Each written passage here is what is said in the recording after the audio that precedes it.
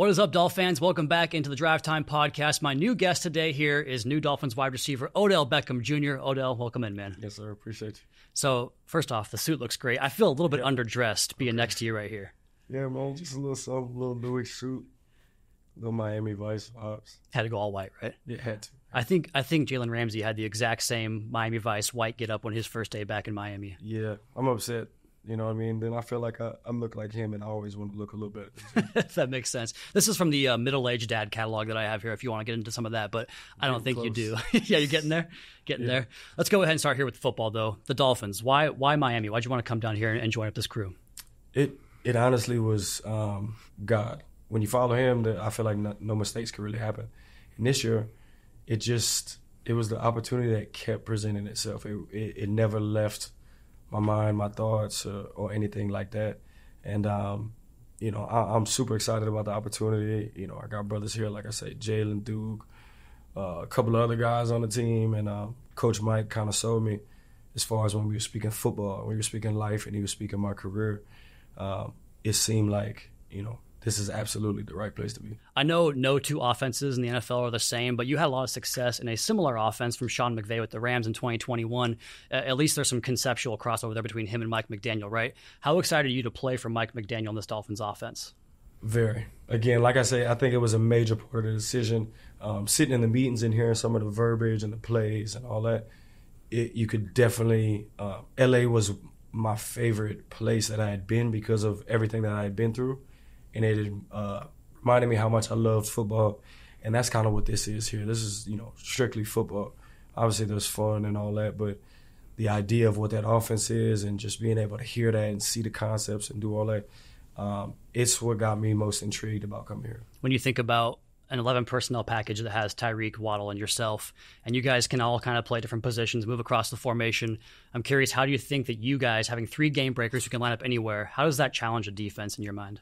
I think it's just dangerous. It's like you got those 2 guys who everybody's going to worry about, and then, maybe one day everybody forgets about me. And I would absolutely love that. I'm catching passes wide open and turning up and going crazy, and then, you do that, and it's like, all right, we got to focus on that a little bit. And, you can't forget about – no, you won't, but you definitely can't forget about 10 and 17.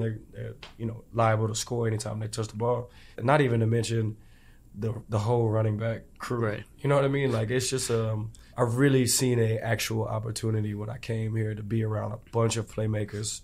Ball gets spread around. It's just it seems like it'll be something very hard to stop. And I think one thing about Coach, I always, the old quote, they say offense wins games, defense wins championships. I think Coach takes it semi-personal to change that statement and be like, you're going to have to outscore us. And our defense is going to get stops, but you're going to have to outscore us. And, it's always fun as an offensive player to be in a high-powered offense. Yeah, 30 points per game last year, hoping to get even more this year with you in the fold there. And speaking of that, the quarterback that was behind all that, Tua Tagovailoa, posting video game stats the last couple of years here in Miami.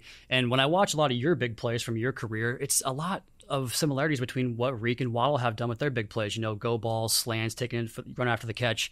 A lot of similarity there. How excited are you about playing with Tua and how he can kind of get the most out of your game?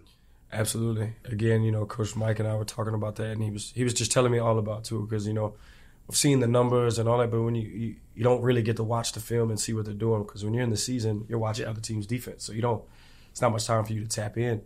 But we sat up there and watched film for an hour and a half, and we were just talking about, the plays in my career and how you're catching and run away, and I'm watching all the plays, of Waddle and Tyreek, and it's a lot of everything that's on timing, like real football detailed stuff that happens. Catching the ball and you're catching it out of your break. That's when you have the most separation. You catch it. Now I'm catching it and I got 2 yards to run away. And, they were just telling me how accurate he is, how good of a ball he throws, all of those things. So I'm super excited about it. I met him today. Great person. Seems like his energy is just infectious. Maybe we're supposed to catch a round of golf or get something to eat. So I'm just excited about the opportunity to get to know him and be a part of his journey as well. Pretty good on the golf course, I have to ask. I'm obsessed with the game myself. I was all right, and then the ACL, and then you have to rebuild, and sure. The second ACL. So I've had the bug, but then I've been stopped in my process. But I can swing them. I just need to have some more patience out there. Well, you're in a great place for it. Tons of great courses down here, as I'm sure you well know. I want to ask you about the McDaniel meeting, because you talk about going up there and watching film with him. Is that kind of an uncommon visit compared to what you've done in the past? Yeah, for sure. Just for him to be able to talk about football and to show me, to like open my eyes as to why he wanted me here, how you want to use me. It was exciting, you know. It was exciting. It was exciting to see myself being able to see what's forthcoming. So that's kind of really how it all happened. I really enjoyed hearing you talk about kind of the evolution of your, not just your football career, but you as a man over the course of a decade plus in the NFL. And the Dolphins drafted a couple of rookie receivers this year. So I was curious to ask you, as you look at the way you've evolved as a man and a leader, just what the NFL has taught you about your leadership and paying it forward to the guys that come after you. Yeah, you know, for me, I kind of was forced to become the leader at a very, very young age. You know, I was a rookie. The catch happens. Next thing you know, I was only able to have Victor Cruz for, I think, 2 years or so, or something like that, or maybe a little bit more than that. But I didn't really have much of the role model that was in a receiver room. So just being able to give what I've learned, my experiences, you know, never teaching them anything, but giving them your experiences so they can learn on their own. I know my role is important in that part, and now that I've been in that place, it's kind of something that I look forward to. Yeah, I'm sure some of those guys grew up watching you and Tyreek, and it's probably pretty surreal for those guys to come into a room with. Yeah, sometimes they kill me with that one. Now I'm doing this. I used to watch you when I was a minister. Yeah, that hurts a little bit. Speaking of some of your past accomplishments, you were a key part of a championship team just a couple of years ago. I'm curious, when you think about that and just being, again, in the league for so long, what do you think this team has in terms of their DNA for a championship contender? You know, when you look at it, there was 2 games away from first place last year. Before going up to Baltimore, you know, if that game goes a different way, then, you know, Dolphins get a first round bye. Yeah. The games are at home. You don't travel to KC in a record freezing, you know, game. It's just a different thing. So obviously, I think it was first in offense and scoring, and the defense is what it is, and it just seems like this team is complete, and they're in a place where they are ready to compete for a championship, you know, so I'm just excited to be a part of that. I also heard you talk a little bit about coming back off of the ACL after the Super Bowl when you obviously had that devastating injury, and you don't play in 2022. Then last year is your first time back off the injury playing. I have to imagine a full off season of being full go. Is that kind of a breath of fresh air for you? It definitely is. And, you know, even last season, after, you know, you toured, you trained, and you got to the season, and it was just really hard. And then on top of that, I wasn't really playing, so you're in and out. It's hard for, you know, a receiver to get a flow. It's like a 3-point shooter, specialist. You know, if he doesn't get to put up, you know, 2 or 3 threes in a game, you know, he's not what he is. So it wasn't the easiest situation for me there, but I feel like obviously I handled that well. And just now being able to be in a place where you're free and just be able to train, I'm excited about how my body feels.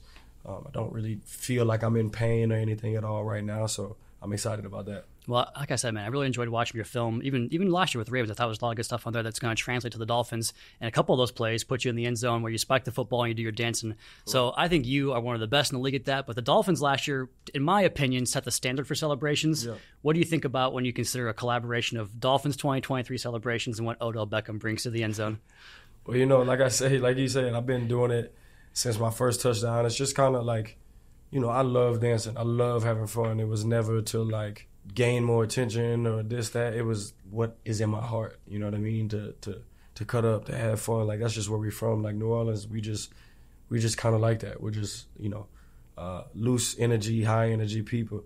But seeing the celebrations and even, you know, being on Hard Knocks and listening to them talk about it, you get excited about that because you think about all the hard work and preparation that you put into it just to score in the NFL. I don't think people actually comprehend that concept.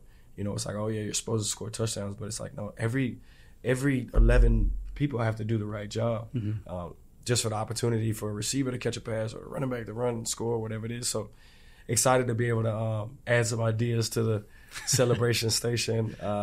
You know, I know that they've been holding it down, and it's just an exciting opportunity. Yeah, it sounds like you really are all about being who you are, being yourself. You're going to fit in really well here with this coach and this team, man. That's what they're all about here in South Florida. So welcome in, man. Odell Beckham Jr., new Dolphins wide receiver. Thanks again for joining us, man. I appreciate it. Appreciate you.